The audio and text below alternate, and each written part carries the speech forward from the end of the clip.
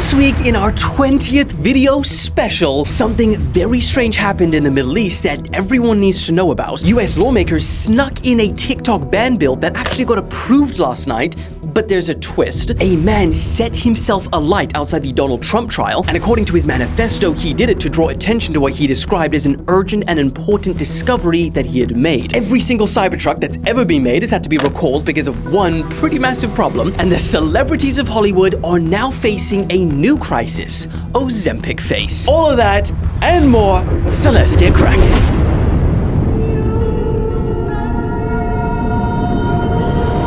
Okay, it is hard to believe that this is actually true, but Boeing, who are very popular right now for all of the wrong reasons,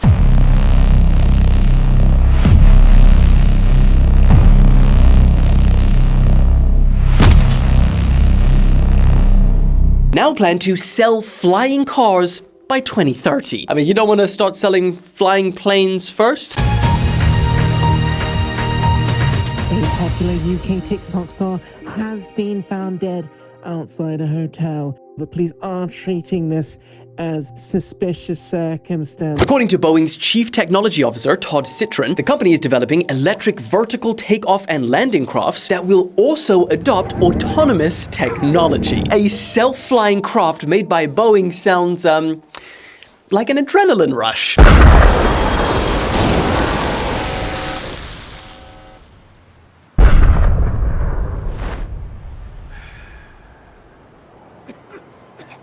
They say the plan is to first obtain certification in the United States before expanding into the Asian market, including Japan. And it turns out, they've actually been planning this for quite a while, because back in 2022, Boeing invested $450 million with Whisk, a company working on a flying car. And then by 2023, they fully absorbed Whisk. So while I'm sure by the time they actually launch, it's going to look a little bit different to this, but this is the kind of style to expect. Oh, and this news just so happens to come out on the same day that Al Jazeera, seemingly Boeing's most archest of nemesises, just obtained documents showing that there wasn't just one whistleblower from Boeing, who obviously, as we all know, is no longer with us, but there has been a massive 32 whistleblower complaints in the last 3 years. And these are not just your go to the manager on the factory floor kind of complaints. These were filed under the whistleblower statute that ensures a person's protection for speaking out. Let's not forget that Boeing, since its inception, has flown billions of people around the world safely. So I guess the ultimate question is would you get into a flying car made by Boeing when it releases? Yes? No? Moving on.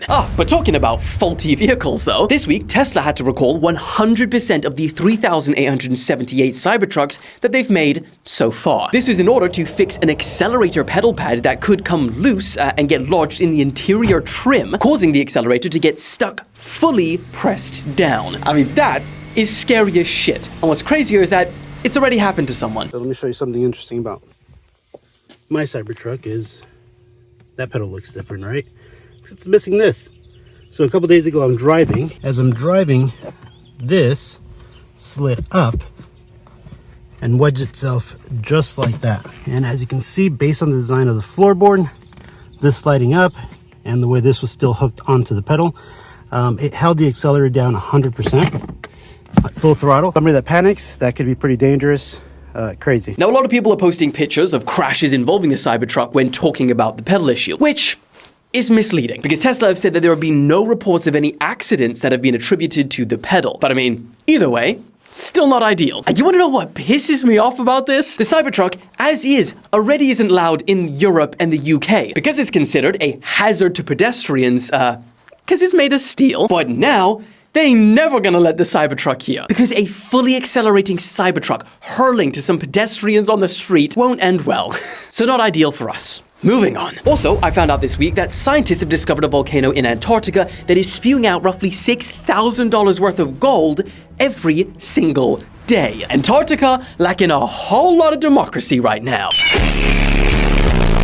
Now, the continent is home to hundreds of active volcanoes, but the special one, Mount Erebus, which is located right here, for anyone looking, was discovered recently to have tiny crystals of metallic gold located in its gusts of gas. Scientists estimate that the volcano spews out around 80 grams of gold a day, which is worth around $6,000, which, if you were just looking at it as a salary, that would be $2.91 million a year. Hey, anyone in between jobs right now?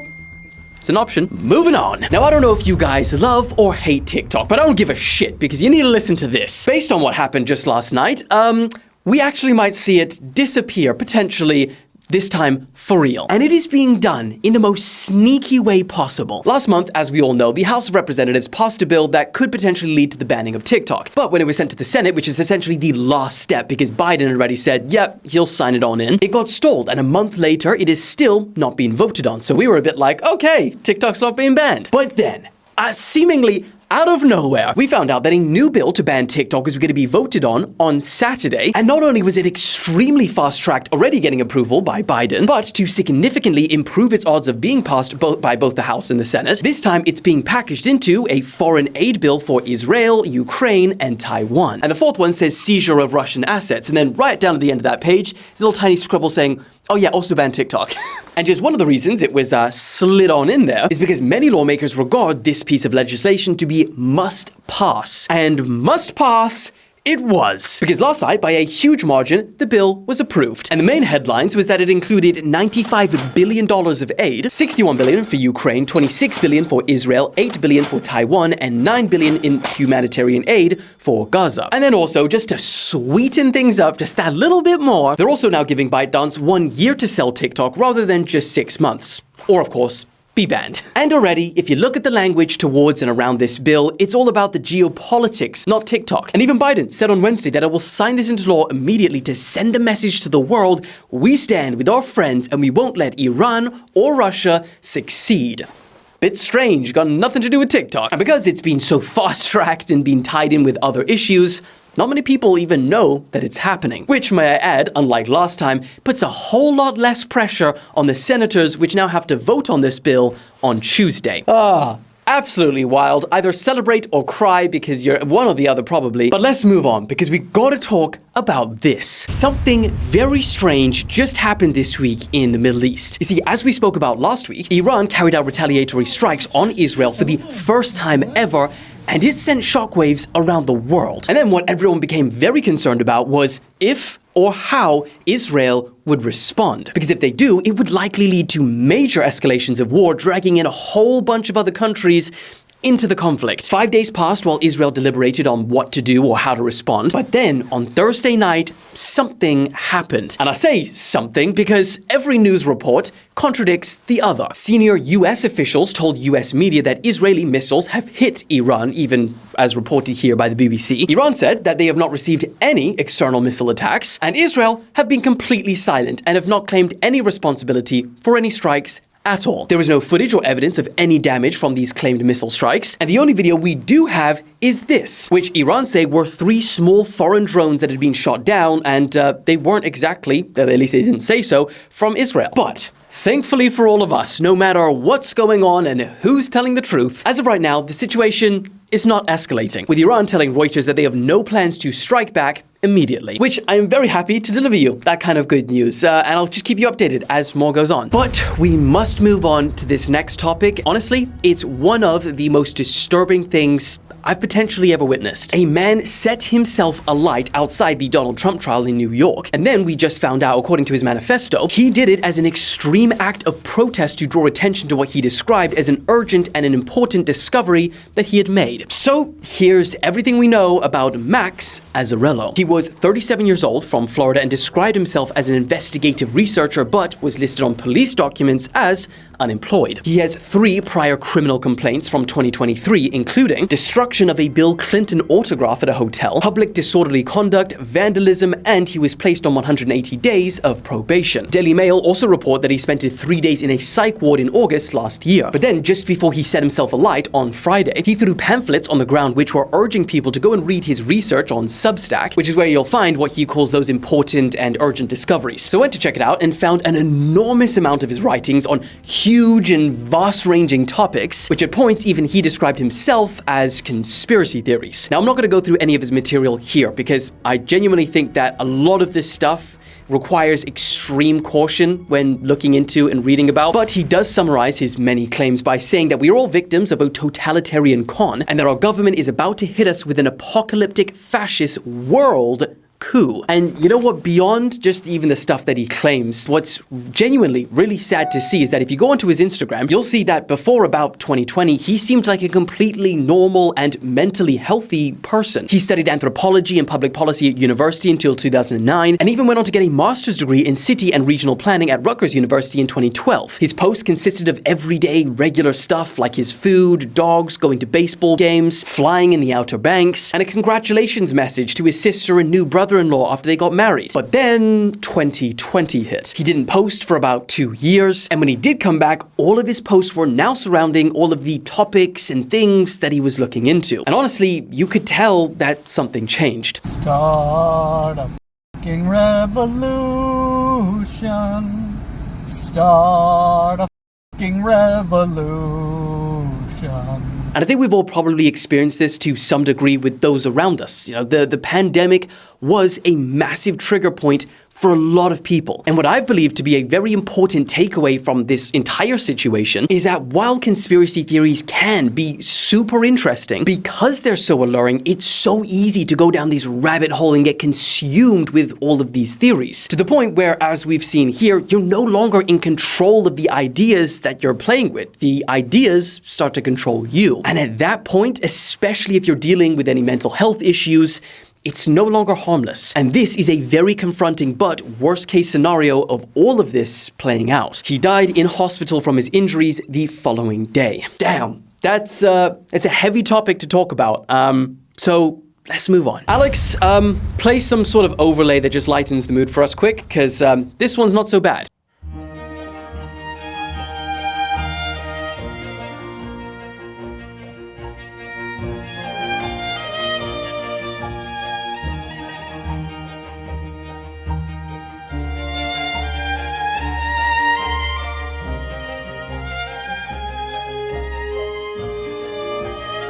Okay, nice. Alex really cheered us up with that one. I don't know what it is.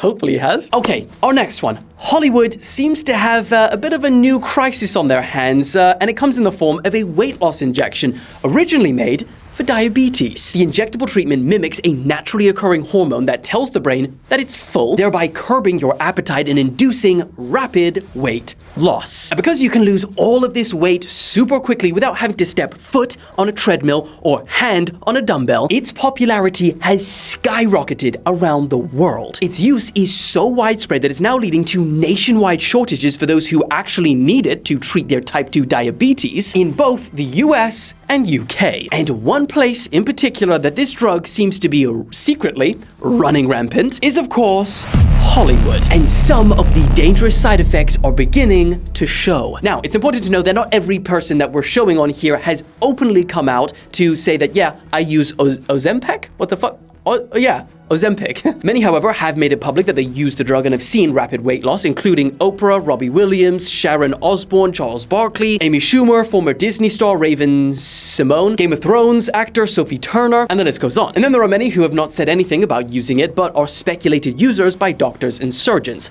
Those are all the ones we're covering today. But no matter how miracle a drug seems to be, there's always consequences for taking shortcuts. And surgeons now believe that Hollywood is experiencing a spike in the side effect that is capturing everyone's attention. And it's known as the Ozempic face. Doctors describe these side effects as someone experiencing sunken eyes, gaunt cheeks, saggy skin, and that it often makes users look older and more deflated. But along with just the appearance change, the treatment has also been blamed for other effects, including vision problems, complications, no, that's constipations, I meant to say, and even changes in personality. Experts say that it can affect your brain's dopamine levels, which suppresses your emotional and physical drive for food. But the problem is that dopamine also plays a major role in the feelings of reward, pleasure, motivation, and movement. And because of that, with other weight management drugs, the FDA requires that it carries a warning about suicidal thoughts. But Ozempic, which is only FDA approved to treat diabetes, does not come with that warning. Now, for many reasons, a lot of celebrities who use Ozempic don't exactly publicly announce it to the world, because why would you? It's not really everyone's business. But because of that, it's become known as Hollywood's worst kept secret, and even got the little nudge when Chelsea Handler, while hosting the Critics' Choice Awards in LA, said, "The definition of gaslighting is when celebrities try and tell you that they lost all of this weight by drinking water, but really, it's because everyone's on Ozempic." And I mean, who cares if celebrities are on it, right? I mean, why is it our business to know? Well, like some say, as we're already seeing now, all the people who are somewhat misusing it for weight loss are causing shortages for people who actually need this to treat their diabetes. And when those points are put forth to certain celebrities, these are the kind of reactions that they give off. I think it's amazing and I think it's great for them. There are a million ways to lose weight. Why not do it through something that isn't as boring as working out? People hate on it because they want to do it. And the people who hate it on the most, the people who are secretly doing it or pissed off that they can't afford it. And secondly, like the Chelsea Handler joke alludes to, if you have millions of people looking up to you and you tell them that you lost all of this weight and got in great shape by diet and exercising, but really, you're actually just on a drug, you're creating false expectations for all of the other people actually working out and dieting and then being like, why didn't I lose that much weight? Or why didn't I get in that good shape? Like they did. I mean, the same argument goes for all of those sorts of things like steroids, using filters, editing your photos, the list goes on. Bit of a hard one to round out and tie off, but I'm done speaking about it now, so yeah, and that's also the end of the video. We are all very grateful to make it to the end of yet another crazy week, and I will see you again on Thursday, not just on Monday. So, love you lots, and I will see you.